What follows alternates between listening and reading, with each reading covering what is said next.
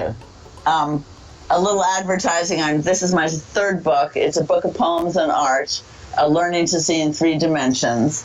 And the reason I am sharing it today is because one of the poems in it expresses, basically encapsulated in a rather short poem, my life in hospitals and the sort of things that can happen to you there and have happened to me. So the poem is called Poem in Which I Speak Frankly, Forgive Me. And it starts with a little paragraph that explains the word Gomer. Gomer is ER speak for a troublesome, unwanted person in the emergency department, acronym for Get Out of My Emergency Room. So many times gurneyed in by ambulance and police escort, dangerous to self or others, and too psychotic to cooperate or scribble consent. You suspect by now that you are just a Gomer to the snickering scrubs in the ER who whisk you in back with the other disruptives lying in bed, waiting for beds. When you dip paranoid into the inkwell of your purse, extracting a paring knife, more amulet than effective protection, they strip search you, then, unblinking, eyeball you all night through a bulletproof plexiglass window. In the morning, 15-day papered so you can't leave, they send you ominously upstairs. Later, at home, the voices decree your left leg should go up in flames to atone for the evil within. And you listen, and you do it. You do it. The searing flare of cobalt actually crackles. This time you tell no one. The char too deep for pain, until fear of worse trumps your fear of being taken away. This is not the story of your life. It's not the story of your life. But every time a hulking goon squad clamps restraints around your flailing wrists and ankles, threatening to prosecute you for biting those hands that shackle you, you wonder if there will be any other. So basically in that poem, somebody's strip searched, they're restrained, they're washed, minutely, and all of that has happened to me right up until the year 2016 when I basically escaped the mental health system. I'm not sure exactly what to tell you about my experience because it's frankly been horrendous I was 18 when I was first hospitalized, and then 27 when it was repeated and much longer term. And I only escaped in 2016, so that tells you a lot about my life. Has been a lot of hospital stays. I would definitely name places, but the first place I was hospitalized was a unit called an avant-garde unit. It was considered in the avant-garde of treatment, called Tompkins 1 at Yale New Haven Hospital. I was 18, and I want to say their mode of treatment, their modus operandi was basically sarcasm. So if you said something that they didn't like, they would treat you with contempt and respond with sarcasm to shape you up. No crazy talk here, no crazy talk here. And it was horrendous. And I saw what was happening the first day I was there, but I was so terrified that they would keep me, which they did for 5 months. I was hysterical, but I was afraid to ask anybody, tell anybody what I saw, except my mother, who would happen to be visiting me. And I don't think I've been that scared, since then. Because a young woman came up to me my age and said, "Is this your first hospital?" And of course I thought, well, should there have been more? But she said, "My doctor says I have a death wish and I'm going to kill myself." And oh my God, I talk about this in Divided Minds, that particular episode. And maybe she survived and maybe she's had a good life, but it just seemed to me that the doctors were setting people up to become career patients, which indeed I became. But not until I went to medical school when I was 24 and spent 2 years there and was hospitalized in the middle of medical school. And that started a lifetime of hospital stays that ranged from city hospitals to the state hospital.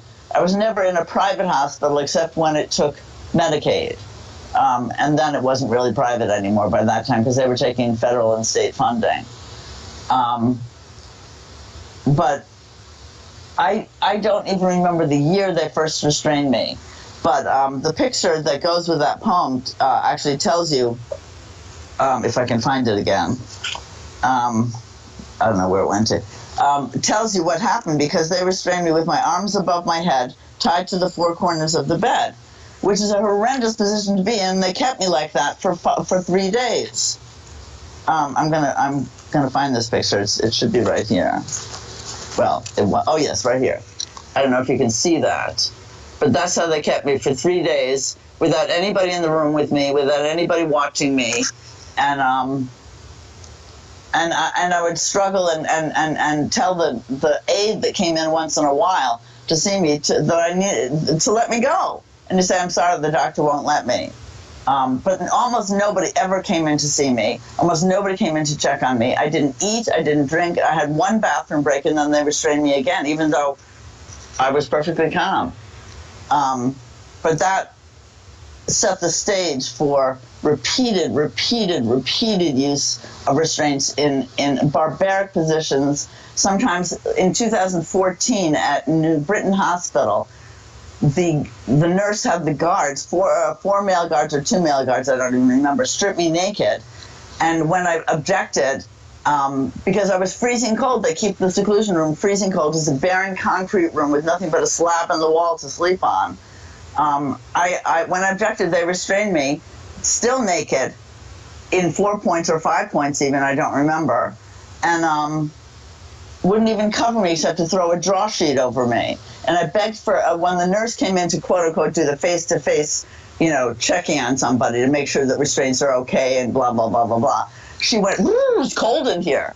And I begged her for a blanket. She said, sorry, safety concerns. Even though I'm restrained, with my arms above my head, I can't do a thing.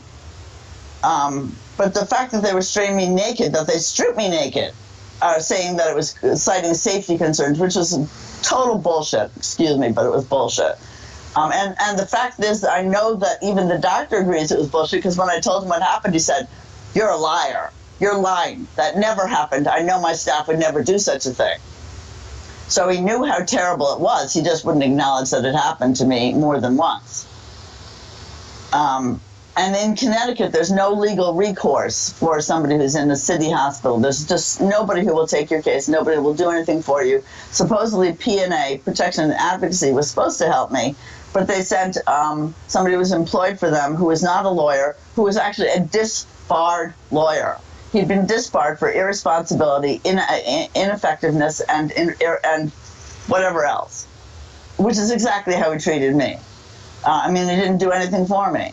So I couldn't ever sue them. I couldn't do anything about them. I couldn't do anything about the hospital. It kept me in restraints for nearly 15 days because nobody would take my case. So I basically moved to Vermont from Connecticut after 60 years in Connecticut in fear for my life, because I knew if I was hospitalized again, they would kill me. They had sat on me so many times and literally strangled me. Literally strangled me. No pretense otherwise. They literally just went like this. And I was so afraid that they would kill me that I decided to move to Vermont, which in the end turned out to be the best thing I could have done. Absolutely the best thing I could have done. But it started out very rocky. I ended up in the hospital about 5 times in a level 3 a facility, group home essentially. And thank God that the last hospital say they couldn't find a placement for me because they claimed I was assaultive. So at that point, when I realized they were looking for a placement, I said, you're looking for a placement? I can't be an involuntary patient anymore if you're looking to put me out of here. So I'm leaving. I found a room in a motel. I'm just leaving. And somebody picked me up. I was 100 miles away from here, where all my things were. And we went to a motel. And from there, I found this apartment, and I haven't been back to the hospital since. I have had bad times. I've been to a place called Alyssum, which is totally peer-run, no doctors, no nurses, no medical personnel, and it was the best thing that could have happened to me. But just a few weeks ago, I had a relapse, or it ended a few weeks ago, and during that time, I had basically friends come in and stay with me 24/7, and my therapist stayed with me sometime. But basically just friends in the house, not watching me through a microscope, but basically helping me and talking to me and being with me 24/7. And it was absolutely incredible. I mean, more people should have that opportunity. So that sort of tells you the worst to the best of my treatment. But I hope to never be treated again, not by psychiatry. Right. Torture and abuse. And they think, and you know, they train you well to think that abuse is treatment. Because that first time they restrained me that I showed you the picture of, I was not traumatized by it because they said schizophrenics don't feel restraints the way normal people do. So therefore that justified them keeping me in restraints for such a long time and in such a position. And they knew perfectly well that I suffered, but they didn't care. So they found a way to justify it. So, but the point is that I believe them. I believe that I had this entity called schizophrenia. I believe that they were treating me rather than torturing me. And it's funny what belief or accepting somebody's explanation will do, because that did not give me PTSD. What gave me PTSD was in 2009, I remember clearly, I lost 3 weeks of my life to torture. But they said, we don't do this anymore. We don't restrain or seclude people anymore. And then they proceeded to do it to me for like 8 days.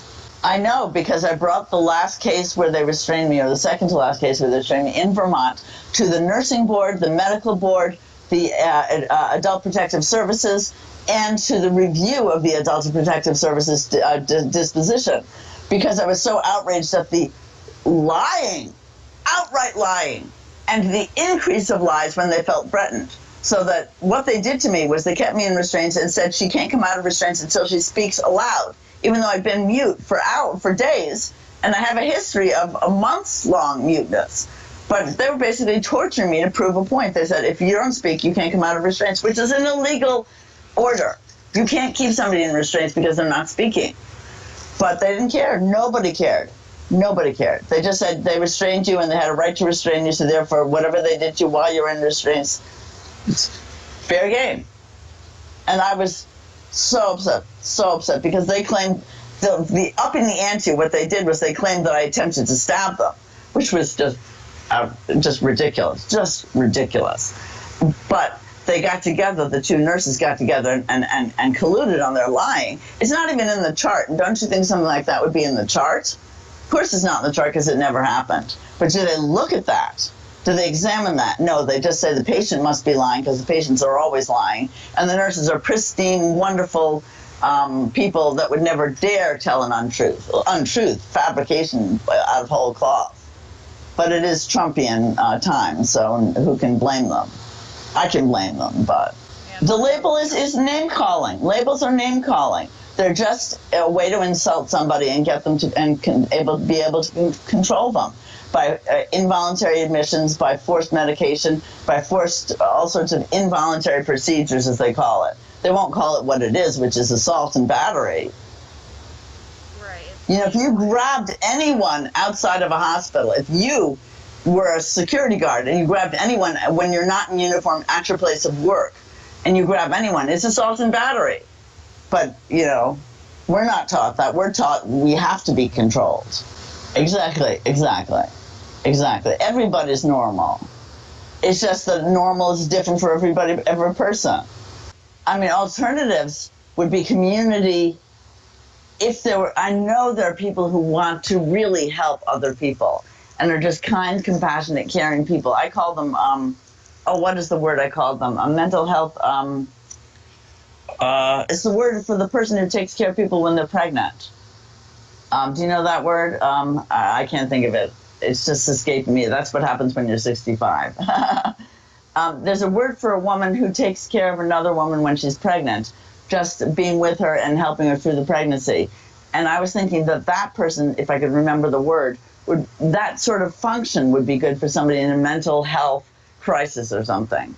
Just somebody who's totally compassionate, caring, and is not doing it for any other motivations except because they care. I mean, I am incredibly lucky to have had all these friends stay with me. My therapist made up a schedule for them. They all came in. Nobody was late. Nobody did, it was wonderful. But I don't know that it could have gone on for a long time. It's really a tricky situation to know when there should be a profession of helpers and when there should be just informal helpers. Because I have been quote unquote dangerous myself, and yet at the same time, I'm still alive. And obviously, if I wanted to kill myself, I would kill myself. I have damaged myself badly, but I did that in a hospital as well as outside of a hospital. So how much did they keep me from hurting myself? They didn't. They hurt me, which is the operative thing, is that they hurt me much more than anything else. Oh, yes, what should change in society? Everything. Everything. We should outlaw psychiatry, and I say that with a brother and a twin sister who are both psychiatrists. And I love my brother dearly, but I think that it's time for him to quit, to end the profession, to just end it and start all over again.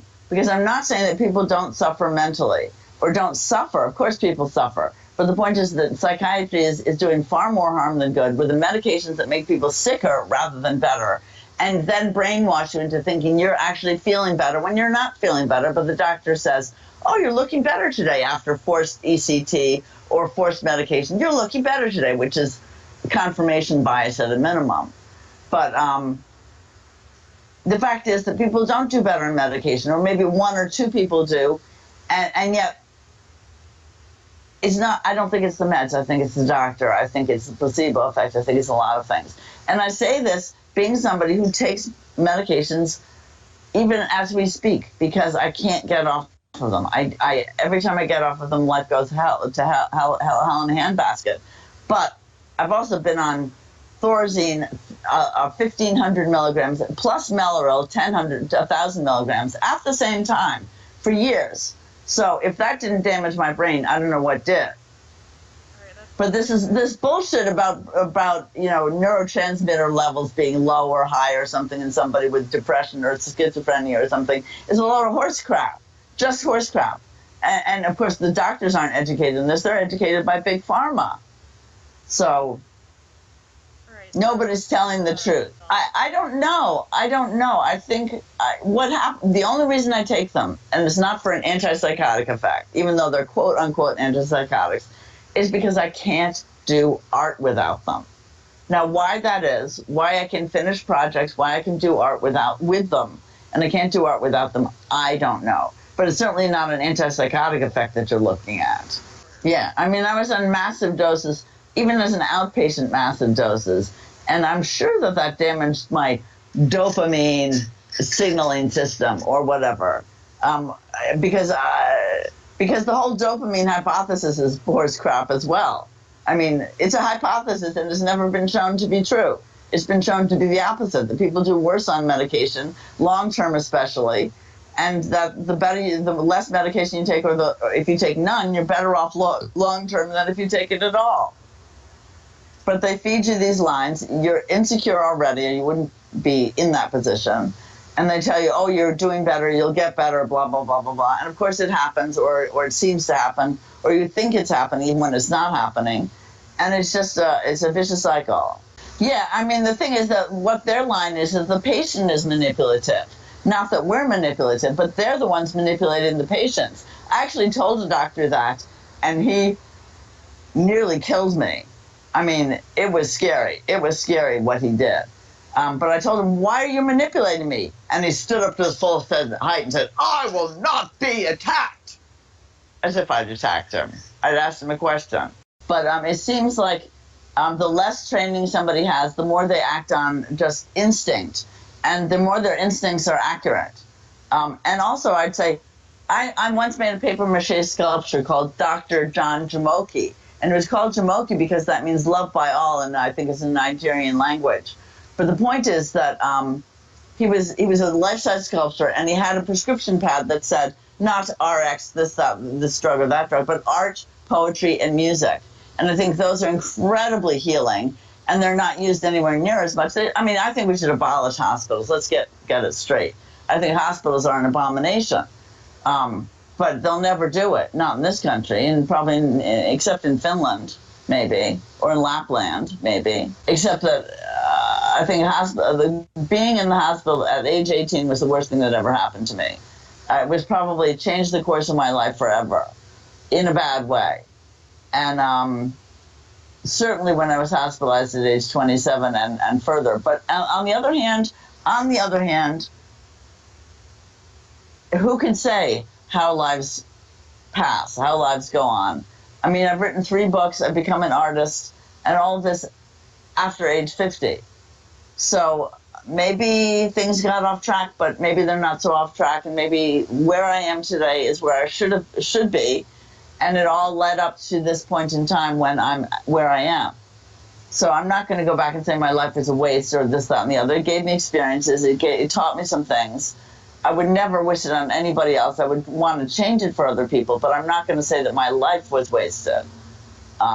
It wasn't. I'm at a place where I'm happy with the world and myself, and reasonably so at least. And that's all anybody can ask at my age. But I won't thank psychiatry for helping me.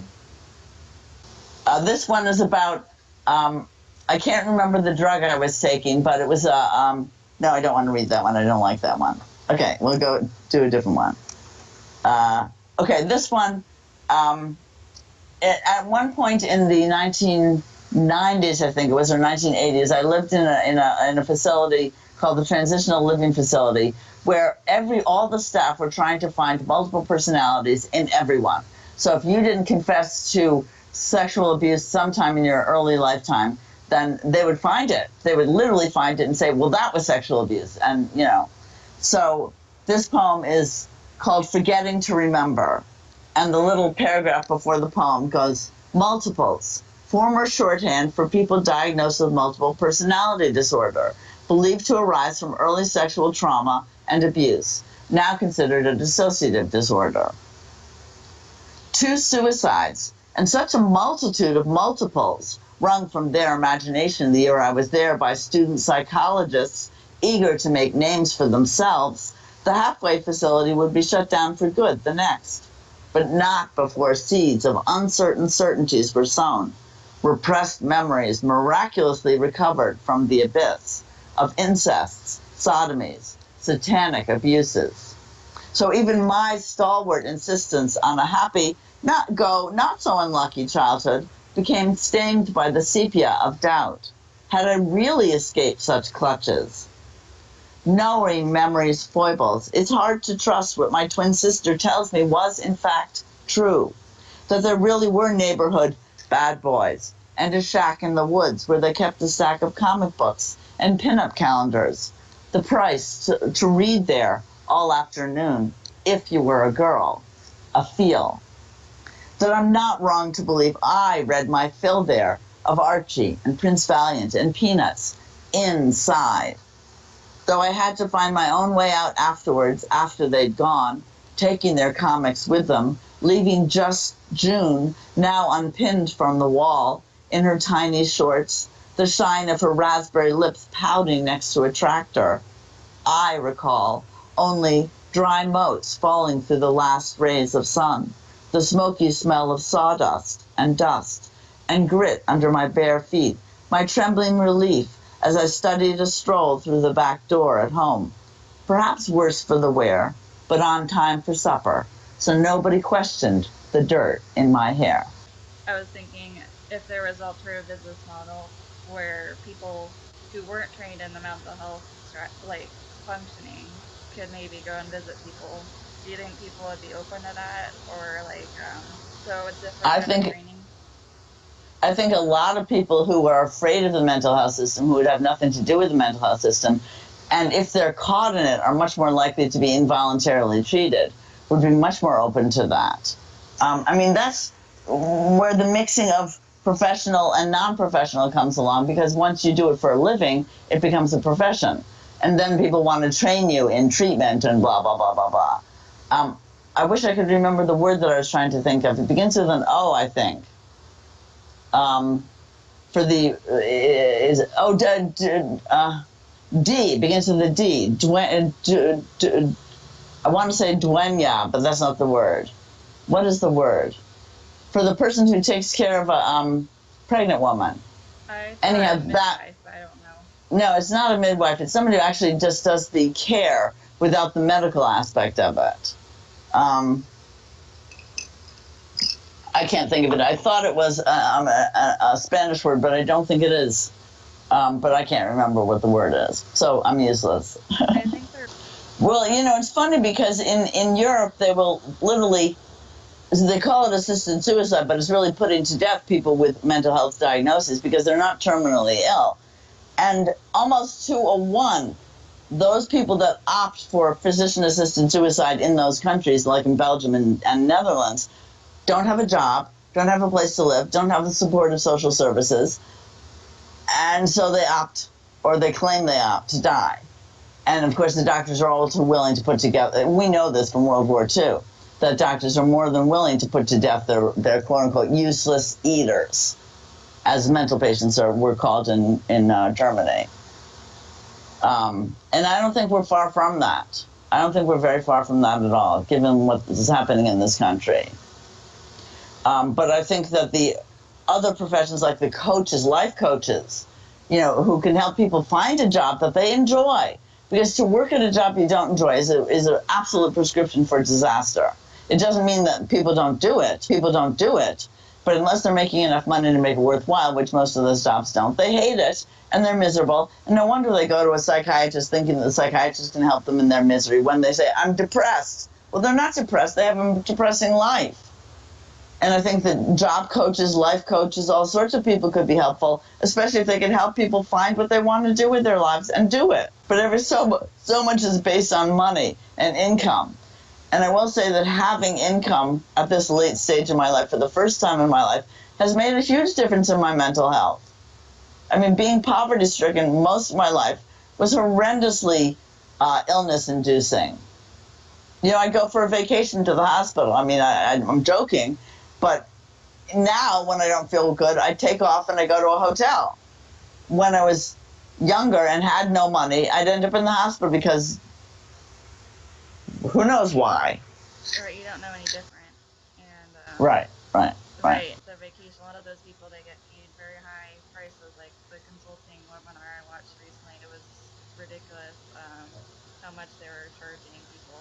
Yeah. And it's like, if it's below 2,000, they'll even do it. It was like, hey, wow, that's a lot. Wow. Yeah, and then others Wow. they charge less, but it's a big business Wow. thing.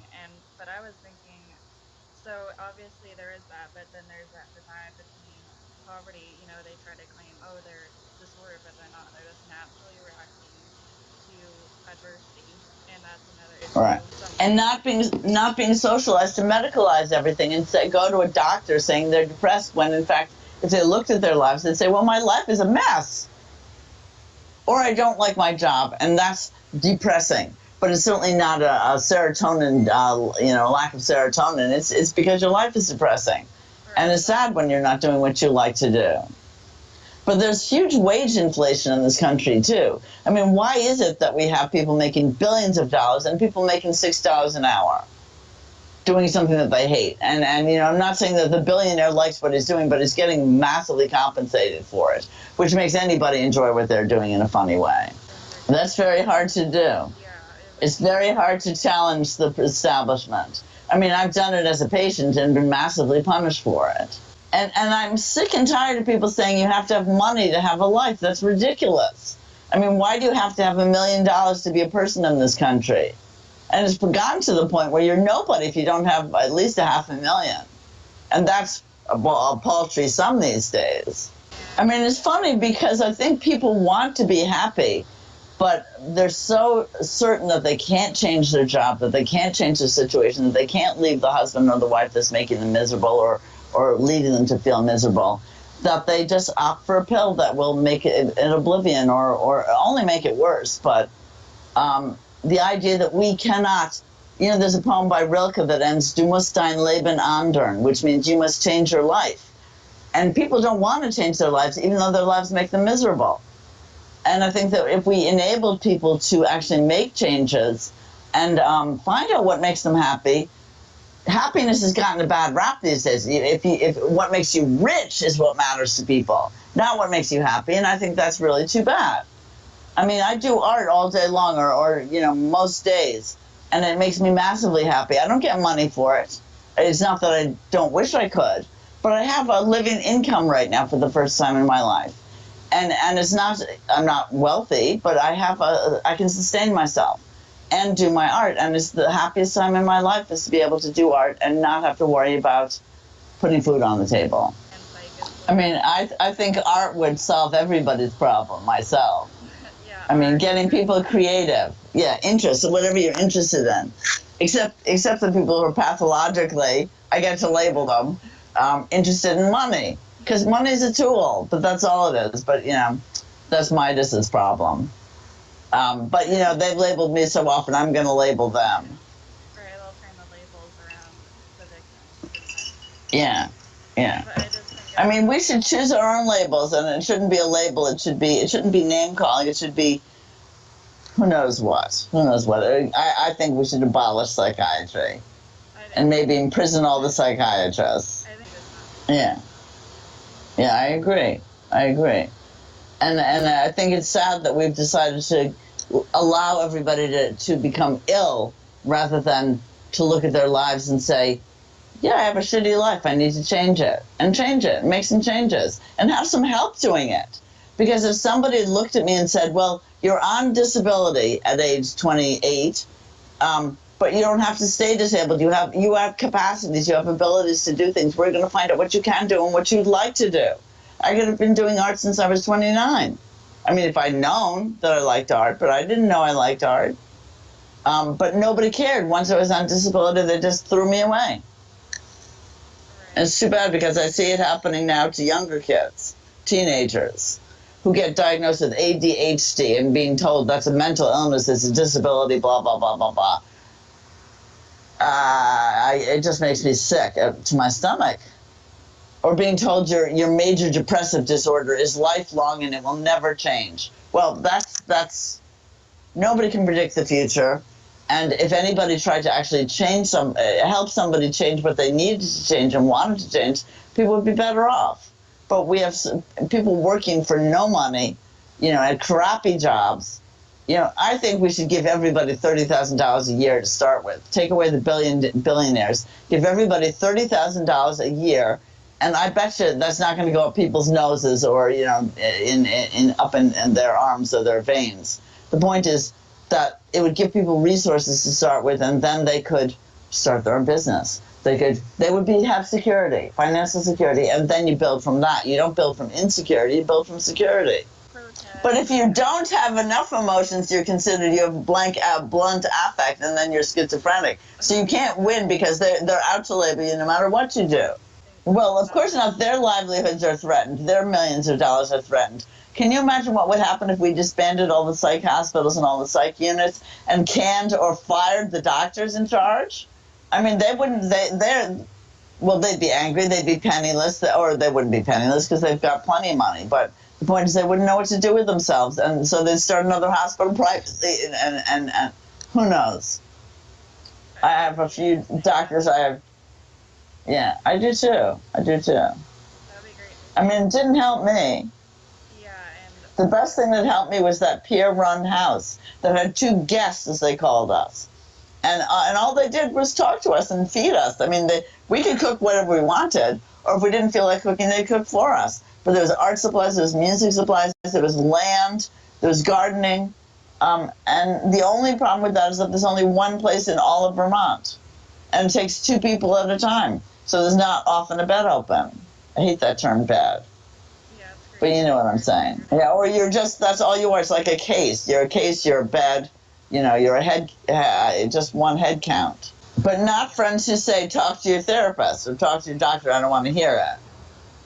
That's not a real friend. It is.